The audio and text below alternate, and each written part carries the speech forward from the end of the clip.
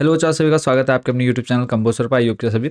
अच्छा, अगर फिजिक्स का पेपर आप लोग का कैसा गया जल्दी से कमेंट बॉक्स में बता देना। और अगर हम बात करें ओवरऑल की तो देखो, जो फिजिक्स का पेपर है अब तक का इतिहास 2018 के बाद से जो कंटिन्यू पेपर बन रहा है फिजिक्स का, मतलब लेवल थोड़ा सा हाई रखा गया है ताकि जो हमारे बच्चे क्लास 12th वाले हैं थोड़ा सा इन फ्यूचर जो भी उनके सामने प्रॉब्लम्स आने वाले उनका जो सामना है वो अभी से करना स्टार्ट कर दे।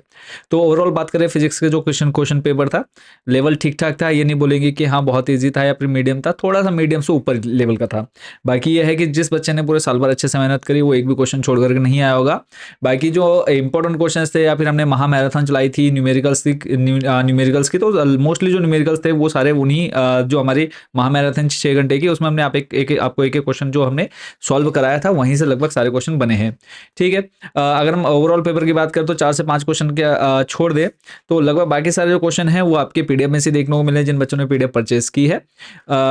फिर अब बात कर लेते हैं सीधा सॉल्यूशन की, और उसका नेक्स्ट जो पेपर आप लोग का इंग्लिश और उसके बाद फिर केमिस्ट्री। तो कमेंट बॉक्स में बताना है कितने मार्क्स आप लोग के बन रहे हैं बच्चों आज के इस पेपर में। और मार्किंग की बात करें तो हार्ड मार्किंग नहीं होती है हमेशा फिजिक्स में। ठीक है, तो मार्किंग भी ठीक ठाक रहती है। ये समझ लीजिए कि अगर आपने क्वेश्चन अटेम्प्ट किया तो आपको मार्क्स मिलेगा ही मिलेगा। ठीक है, और बात करें देखो यहाँ पर 100% एक्यूरेसी रखने की कोशिश की गई है पूरे क्वेश्चन पेपर के सॉल्यूशन में। बट हो सकता है कि एक क्वेश्चन या दो क्वेश्चन जहाँ पर आपको लगे कि नहीं इसका ये आंसर होना चाहिए, तो आप लोग जरूर कमेंट बॉक्स में बताइएगा। क्योंकि पिछले एक बायोलॉजी में क्या था, क्योंकि मेरे पास इतना समय नहीं रहता है कि मैं एक एक क्वेश्चन को ढूंढ कर उसका सॉल्यूशन निकाल सकूँ। बच्चों को ही ये जिम्मेदारी दे रखी है कि बच्चे इसको सॉल्व करेंगे।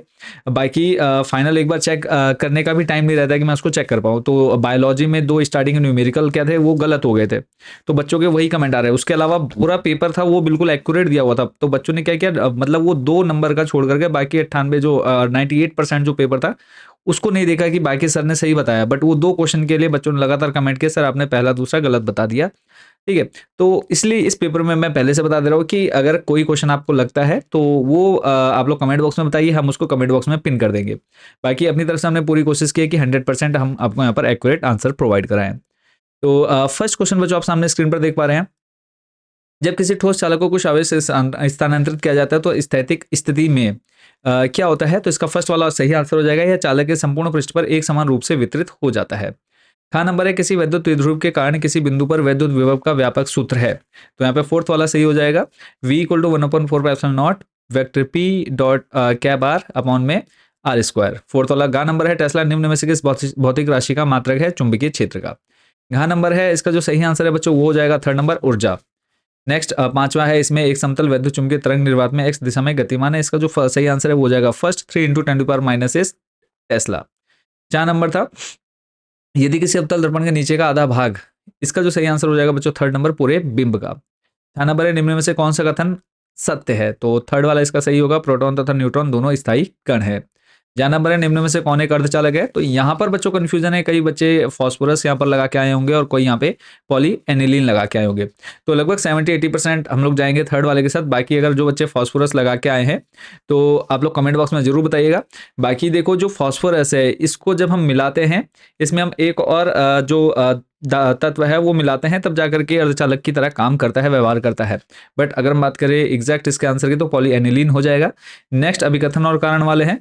जहां नंबर है, इसका जो सही आंसर हो जाएगा वो फर्स्ट, यानी ए तथा आर दोनों सही हैं तथा आर ए की सही व्याख्या करता है। इसी का जो लास्ट था हमारा अभिकथन और कारण वाला, इसका भी फर्स्ट वाला सही होगा कि अभिकथन और कारण दोनों सही हैं तथा आर ए की सही व्याख्या करता है। नेक्स्ट चलते हैं question number second. Question number second बच्चों हमसे पूछा गया था, कमेंट बॉक्स में जरूर बताना कितने नंबर ओवरऑल आपके बन रहे हैं, कि एल लंबाई वाले किसी चालक तार के पदार्थ की प्रतिरोधकता रो है, यदि इस चालक तार की लंबाई बढ़ाकर 2L कर दी जाए तो इस तार के पदार्थ की प्रतिरोधकता क्या होगी। प्रतिरोधकता बतानी है, तो प्रतिरोधकता जो है वही रहेगी। ठीक है, जो प्रतिरोधकता है वो अपरिवर्तित रहेगी, यानी परिवर्तित चेंज नहीं होगी। नेक्स्ट क्वेश्चन नंबर थर्ड है, किसी चुंबकीय पदार्थ की चुंबकीय प्रवृत्ति 1.9 × 10⁻⁵ है, यह किस प्रकार का चुंबकीय पदार्थ है, तो यह हो जाएगा आपका अनुचुंबकीय पदार्थ। चलेंगे अगले प्रश्न पर, क्वेश्चन नंबर जो 4 है। क्वेश्चन नंबर 4 में हमसे कहा है, जब प्रकाश किसी बिंदु स्रोत से अपसारित हो रहा है तो तरंगाग्र की आकृति क्या होगी। यहाँ पे आकृति बतानी है, तो आकृति कैसी हो जाएगी, गोलाकार हो जाएगी। चलेंगे नेक्स्ट क्वेश्चन पर। अगला जो क्वेश्चन है हमारा क्वेश्चन नंबर 5, किसी अर्धचालक में इलेक्ट्रॉनों की सांद्रता 8 × 10⁻13 सेंटीमीटर इनवर्स क्यूब है, तो ये क्वेश्चन था, इसमें आपको बताना है पी अथवा एन किस प्रकार का अर्धचालक है। तो आपको यहाँ पे चालक का बताना था, तो यहाँ पे हो जाएगा जो ये है एन प्रकार का अर्धचालक हो गया, यानी एन टाइप इसका सही आंसर है। नेक्स्ट क्वेश्चन है वैद्युत आवेश के दो मूल गुण लिखिए। वैद्युत आवेश के दो मूल गुण लिखने हैं। तो ये है आवेश का संरक्षण, की किसी विलगित निकाय में कुल आवेश हमेशा संरक्षित रहता है, एक ही हो गया। दूसरा है आवेश की योज्यता। तो ये दो आपके जो मूल लक्षण हैं, ये आई होप कि बच्चों आप लोग लिख करके आए होंगे। चलेंगे नेक्स्ट क्वेश्चन पर। क्वेश्चन नंबर 7 है न्यूमेरिकल है, इससे रिलेटेड न्यूमेरिकल हमने उसमें रिलेटेड क्या, यही लगभग मिलता जुलता न्यूमेरिकल ऑलरेडी हमने आपको उसमें महामैराथन में कराया है। तो दो आवेशों 7 माइक्रोकूलम माइनस 2 माइक्रोकूलम है, इसका जो सही आंसर होगा वो बच्चा आप सामने स्क्रीन पर देख सकते हैं। Q1 दे रखा है 7 माइक्रोकूलम, इसको आपने कूलम में चेंज कर लिया। दूसरा जो है उसको भी आपने कूलम में चेंज किया। फिर उसके Q1 का स्थान Q2 का स्थान आपको दे रखा है, दोनों के बीच की दूरी आप लोगों ने निकाल लेनी है। तो ये आ जाएगा 0.18 मीटर। उसके बाद आपने विद्युत स्थिति ऊर्जा का फॉर्मूला लगाना था, U equal to 1/4 pi epsilon naught into Q1 Q2 upon R। तो इसमें आपको वैल्यू डाल देनी थी, और वैल्यू रखने के बाद जो फाइनल आंसर आ रहा है वो आ रहा है 0.7 माइनस का 0.7 जूल। तो ऋणात्मक संकेत इंगित करता है कि आकर्षण बल कार्य कर रहा है, क्योंकि एक आवेश धनात्मक और दूसरा ऋणात्मक है। चलेंगे नेक्स्ट क्वेश्चन नंबर 8 पर। किसी चालक के अंदर इलेक्ट्रॉन अपवाह विद्युत क्षेत्र में इलेक्ट्रॉन धारा द्वारा अनुभव किए जाने वाले बल के कारण उत्पन्न होता है। तो इसका जो सही 8 नंबर का जो आंसर होगा वो आप यहाँ पे देख पा रहे हैं कि जब किसी चालक में विद्युत क्षेत्र लगाया जाता है तो चालक में मुक्त इलेक्ट्रॉनों पर कूलम्ब बल कार्य करता है, जिससे उन्हें त्वरण एक्सेलरेशन मिलना चाहिए, लेकिन वास्तविकता में इलेक्ट्रॉन अपरिवर्तित औसत अपवाह वेग प्राप्त कर लेते हैं। इसका मुख्य कारण है इलेक्ट्रॉनों का आयनिक जाली के साथ टकराव। ठीक है, तो ये आप लोगों ने इसमें देख लेना था। सेकंड पॉइंट था औसत अपवाह वेग की स्थापना। तो आई होप बच्चों आप रिलेटेड ऐसा ही लिख करके आए होंगे। संतुलित गतिशीलता का सिद्धांत, तो ये आपने पॉइंट आई होप बच्चों लिखे होंगे। चलेंगे नेक्स्ट क्वेश्चन पर। क्वेश्चन नंबर 9 है, इसमें कहा है 20 सेंटीमीटर त्रिज्या की 200 कसकर लपेटे गए फेरों की किसी ऐसी वृत्ताकार कुंडली पर विचार कीजिए जिसमें 1 एम्पीयर विद्युत धारा प्रवाहित हो रही है। कुंडली के केंद्र पर चुंबकीय क्षेत्र का परिमाण क्या है वो आपको बताना है। तो चुंबकीय क्षेत्र की गणना करनी है बायो-सावर्ट के नियम से। तो B इक्वल टू होता है चुंबकीय क्षेत्र बराबर mu naught NI upon 2R। तो जो जो हमको क्वेश्चन में गिवन है वो हमने यहाँ पर पुट कर लिया है। और उसके बाद इसकी जो अगर हम बात करें कैलकुलेशन की, तो कैलकुलेशन जो इसका फाइनल आंसर निकल करके आ रहा है वो आ रहा है 6.28 इंटू 10⁻⁻4 टेस्ला। चलेंगे इसी के अथवा प्रश्न पर। 25 मिली हेनरी का एक शुद्ध प्रेरक 220 वोल्ट के एक प्रत्यावर्ती धारा स्रोत से जुड़ा है। तो इसका आंसर भी देख लेते हैं। तो ditto same to same question बच्चों आया है न्यूमेरिकल का। तो प्रेरकीय प्रतिघात का सूत्र एक्सएल इक्वल टू होता है 2πfl, और यहाँ पे कौन क्या है वो आपको यहाँ पर गिवन है। सिंपल वैल्यू आपने पुट करनी थी फॉर्मूले में, और आंसर आपके सामने आ जाता है। ठीक है, तो आई होप बच्चों ये आप लोग अच्छे से करके आए होंगे। ठीक है, चलेंगे नेक्स्ट क्वेश्चन पर। एक नंबर जो आपका प्रेरकीय प्रतिघात है 7.85, RMS आ जाएगा 28.03। नेक्स्ट क्वेश्चन नंबर 10, निम्नलिखित कथन से आप क्या समझते हैं? स्वप्रेरकत्व यांत्रिकी में द्रव्यमान का विद्युत चुंबकीय अनुरूप है। तो इसका हमको बताना है। तो ये हो जाएगा स्वप्रेरकत्व यांत्रिक में द्रव्यमान का विद्युत चुंबकीय अनुरूप है। यह कथन विद्युत चुंबकीय प्रेरण और यांत्रिक के बीच एक दिलचस्प समानता को दर्शाता है। इसे समझने के लिए हमें पहले यह जानना होगा कि स्वप्रेरकत्व द्रव्यमान है क्या। तो ये आप लोगों ने वीडियो रोक करके पढ़ लेना है कि जब किसी कुंडली में विद्युत धारा बदलती है तो वह एक चुंबकीय क्षेत्र उत्पन्न करती है। तो सिंपली यहाँ पे स्वप्रेरकत्व के बारे में आपको लिख देना था। ठीक है, इसके अलावा द्रव्यमान और क्या समानता है वो आप यहाँ पर डिटेल में लिख सकते थे। एग्जाम्पल भी अगर आपको देना था तो आई होप कि आप एग्जाम्पल अगर देकर के आए हैं। ठीक है, ऐसे ही नेक्स्ट है क्वेश्चन नंबर 11। क्वेश्चन नंबर 11 है सूक्ष्म तरंगों का एक घरेलू अनुप्रयोग बताइए। इसमें सूक्ष्म तरंगों का उपयोग किस प्रकार होता है वो आपको बताना है। तो आंसर हो जाएगा माइक्रोवेव ओवन, और इसमें इसका उपयोग जो है माइक्रोवेव ओवन में सूक्ष्म तरंगों का उपयोग भोजन को गर्म करने और पकाने के लिए किया जाता है। इसमें मैग्नेट्रॉन नामक एक यंत्र 2.45 गीगाहर्ट्ज की आवृत्ति की सूक्ष्म तरंगें उत्पन्न करता है। ये तरंगें भोजन में मौजूद जल, वसा और अन्य अणुओं में अणुगति उत्पन्न करती है। इस गति से घर्षण होता है जिससे गर्मी उत्पन्न होती है और भोजन जल्दी गर्म हो जाता है। मुख्य विशेषताएं आपने यहाँ पर पढ़ लेनी है, इतना डिटेल में भी नहीं लिखना था। नेक्स्ट चलते हैं क्वेश्चन नंबर 12 पर। संयुक्त सूक्ष्मदर्शी द्वारा प्रतिबिंब बनने का किरण आरेख खींचिए। अब यहाँ पे आपको किरण आरेख खींचना था, तो इसके भी आंसर को देख लेते हैं। और इसी के अथवा में आपको क्वेश्चन दिया हुआ था संपोषी तथा विनाशी व्यतिकरण से आप क्या समझते हैं। संपोषी और विनाशी व्यतिकरण, आई होप बच्चों ये आपको अच्छे से पता होगा संपोषी और विनाशी व्यतिकरण किसे कहते हैं। तो इसके आंसर को भी देख लेते हैं जल्दी से। संपोषी और विनाशी व्यतिकरण को, क्वेश्चन नंबर था हमारा 12। आई होप बच्चों ये सारे क्वेश्चंस के आंसर जो हैं आप अच्छे से करके आए होंगे। तो ये है आपके सामने संपोषी और विनाशी व्यतिकरण। और इसके बाद चलते हैं नेक्स्ट हमारे अगले क्वेश्चन पर, क्वेश्चन नंबर 13 पर। क्वेश्चन नंबर 13 बच्चों आपसे पूछा गया है, जो मेन है संयुक्त सूक्ष्मदर्शी वाला, वो हम अलग से ऐड कर देंगे, शायद पीडीएफ में मिस हो गया वो पेज। इसमें है हाइड्रोजन परमाणु की निम्नतम अवस्था में ऊर्जा -13.6 इलेक्ट्रॉन वोल्ट है। इस अवस्था में इलेक्ट्रॉन की गतिज तथा स्थितिज ऊर्जाएं क्या होंगी? गतिज ऊर्जा और स्थितिज ऊर्जा निकालनी है। ई आपको गिवन है, तो यू हो जाएगा आपका 12, ठीक है, इसको आपने 2 टाइम्स कर देना है इसका, तो -27.2 इलेक्ट्रॉन वोल्ट आ जाएगा। गतिज ऊर्जा आपको बतानी थी, के इक्वल टू हो जाएगा -E, तो माइनस माइनस हो जाएगा पॉजिटिव। तो फाइनल स्थितिज ऊर्जा जो इसमें निकल रही है बच्चों, वो है -27.2 इलेक्ट्रॉन वोल्ट। गतिज ऊर्जा है बच्चों 13.6 इलेक्ट्रॉन वोल्ट। नेक्स्ट चलेंगे हमारे क्वेश्चन नंबर 14 पर। एक परमाणु द्रव्यमान मात्रक एएमयू के तुल्य ऊर्जा जूल तथा मेगा इलेक्ट्रॉन में ज्ञात कीजिए। तो यहाँ पे E equal to M C square का उपयोग करके क्या ज्ञात करेंगे हम? E इक्वल टू होता है ऊर्जा, एम द्रव्यमान, सी प्रकाश की चाल। तो जूल में ऊर्जा निकालनी है, तो ये होता है 1.66 इंटू 10⁻⁻27 किलोग्राम प्रकाश की गति। फिर उसके बाद इसी का मान जब हम रख देते हैं समीकरण में, तो निकल करके आ जाता है 1.49 इंटू 10⁻10 जूल। और मेगा इलेक्ट्रॉन की बात करें तो ये होता है 931.5 मेगा इलेक्ट्रॉन वोल्ट। क्लियर है? नेक्स्ट चलेंगे अगले प्रश्न पर। क्वेश्चन नंबर 15 है, नैज तथा बाह्य अर्धचालकों में दो अंतर लिखिए। नैज अर्धचालक क्या होते हैं, बाह्य अर्धचालक क्या होते हैं? तो अर्धचालक अपनी शुद्ध अवस्था में नैज अर्धचालक कहलाते हैं। शुद्ध अर्धचालक में अशुद्धि मिलाने पर वह बाह्य अर्धचालक कहलाता है। नेक्स्ट चलेंगे, अगला जो हमारा इंपॉर्टेंट क्वेश्चन रहेगा उस पर लेकर के आपको क्वेश्चन नंबर देख रहे थे हम। यहाँ पर थोड़ी सी नेटवर्क प्रॉब्लम हो रही है, इस वजह से बार बार जो है बंद हो रहा है यहाँ पर। और कमेंट बॉक्स में जरूर बताना है कि आप ओवरऑल कितने मार्क्स का अटेम्प्ट करके आए हैं और कैसा रहा ओवरऑल आपका पेपर। तो क्वेश्चन नंबर हम देख रहे थे 16। क्वेश्चन नंबर 16 पर चलते हैं लेकर के सीधा। यहाँ पर है, स्थिर वैद्युतिकी में गाउस के नियम का उल्लेख कीजिए। इसका उपयोग करके किसी एक समान रूप से आवेशित पतले गोलीय खोल के कारण उसके बाहर तथा अंदर स्थित बिंदुओं पर वैद्युत क्षेत्र की तीव्रता ज्ञात कीजिए। तो ये कंप्लीट देखो आप लोगों का जो क्वेश्चन जो है पीडीएफ से बना हुआ है। तो आई होप बच्चों ये आप सेम टू सेम करके आए होंगे।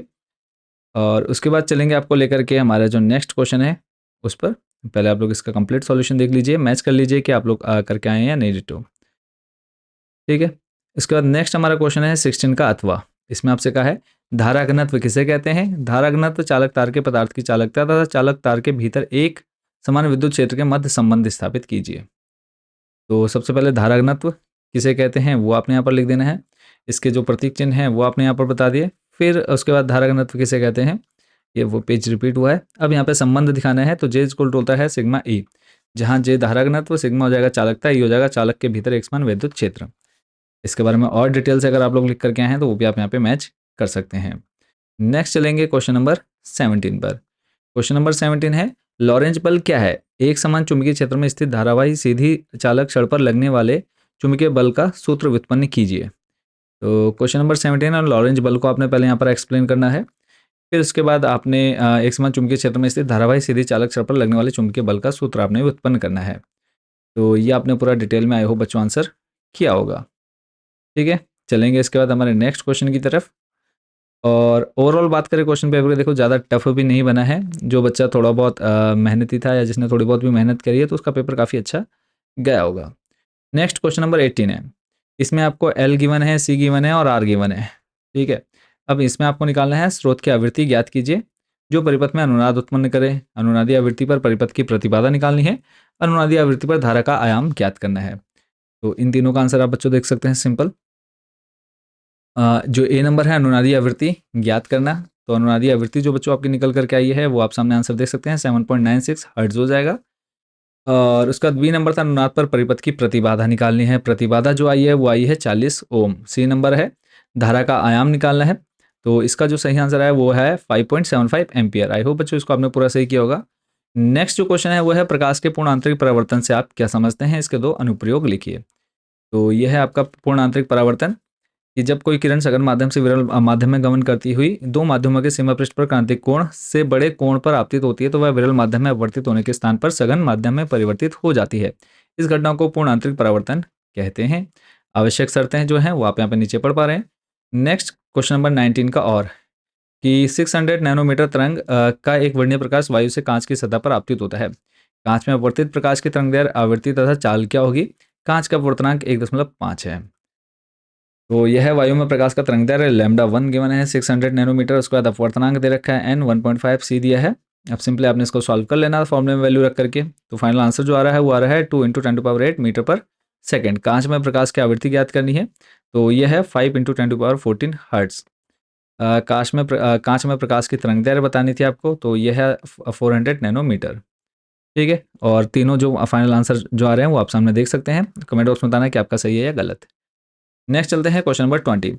यंग के द्विझिरी प्रयोग में झिरियों के बीच की दूरी 0.28 mm है तथा पर्दा 1.4। यहाँ पे आपको सारी वैल्यूज दे रखी है। ये क्वेश्चन मैंने आपको कराया भी है महामैराथन वाले उसमें। तो सिंपल इस फॉर्मूले में आपने वैल्यू रखनी थी और फाइनल जो आंसर है वो है 6000 एंगस्ट्रॉन्ग। ठीक है, इसको आपने मैच कर लेना है। नेक्स्ट जो क्वेश्चन था वो था 21। गाइगर मार्सटन के अल्फा प्रकीर्णन प्रयोग का व्यवस्थात्मक, क्वेश्चन नंबर 21 का, और इसको हम देख लेते हैं जल्दी से। मार्सन के अल्फा प्रकीर्णन प्रयोग का व्यवस्थात्मक आरेख। तो सबसे पहले अल्फा कण स्रोत क्या था, फिर पतली सोने की पन्नी, क्या क्या यूज़ किया इन्होंने, फिर परिरक्षी, फिर दृश्यदर्शी। ठीक है, इन सभी का यूज़ करके आपके सामने जो एक वो बनेगा आरेख, वो आप सामने देख पा रहे हैं। इस तरह से आरेख आपने इसमें बना करके आना था।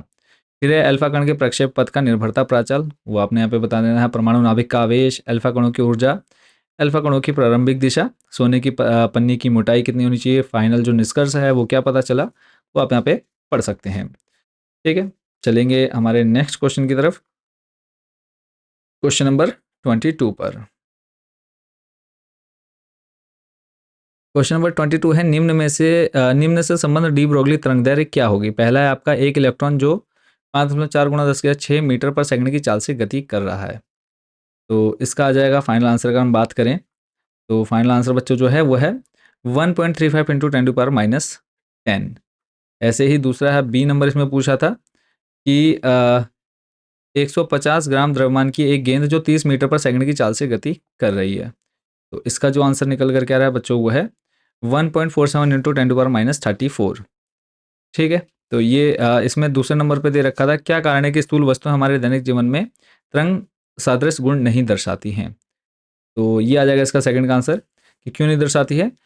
स्थूल वस्तुओं का द्रव्यमान बहुत अधिक होता है। डी ब्रोगली तरंग दैर्घ्य सूत्र लैम्डा = h/p के अनुसार द्रव्यमान जितना अधिक होगा तरंग दैर्घ्य उतनी ही छोटी होगी। इतना लिख करके आना था। नेक्स्ट क्वेश्चन है 22 का अथवा। नाभिकीय बल के दो अभिलाक्षणिक गुण लिखिए। एक नाभिकीय युग्म की स्थिति ऊर्जा का उनके बीच की दूरी के फलन के रूप में वक्र खींचिए।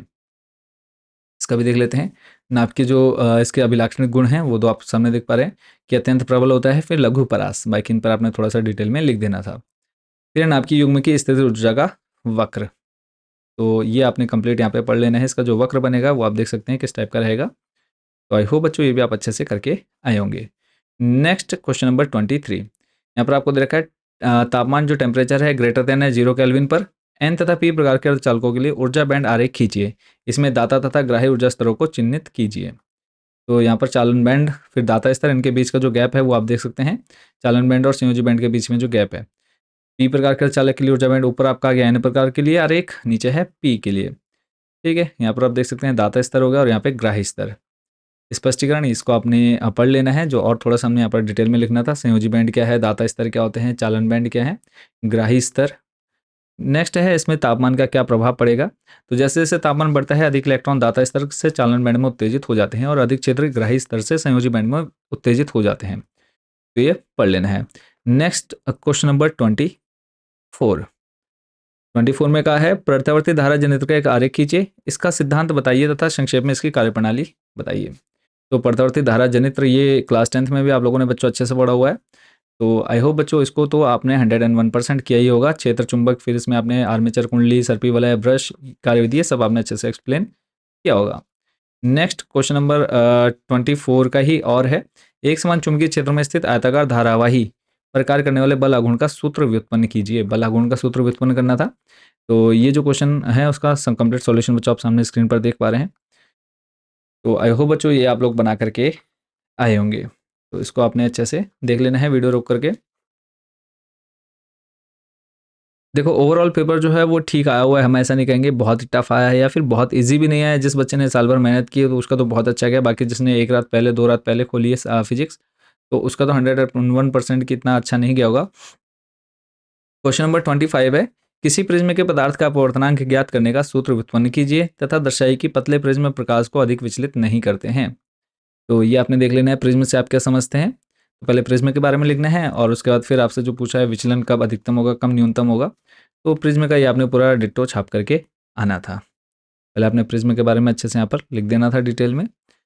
उसके बाद नेक्स्ट क्वेश्चन नंबर 25 का, और किसी दूरबीन के अभिदृश्य की फोकस दूरी 140 सेंटीमीटर तथा नेत्रिका की फोकस दूरी 5 सेंटीमीटर है। अब यहाँ पे आपको बताना है कि आवर्धन क्षमता क्या होगी जब दूरबीन का समायोजन सामान्य है और जब क्या है अल्पतम दूरी है। तो इन दोनों को देख लेते हैं।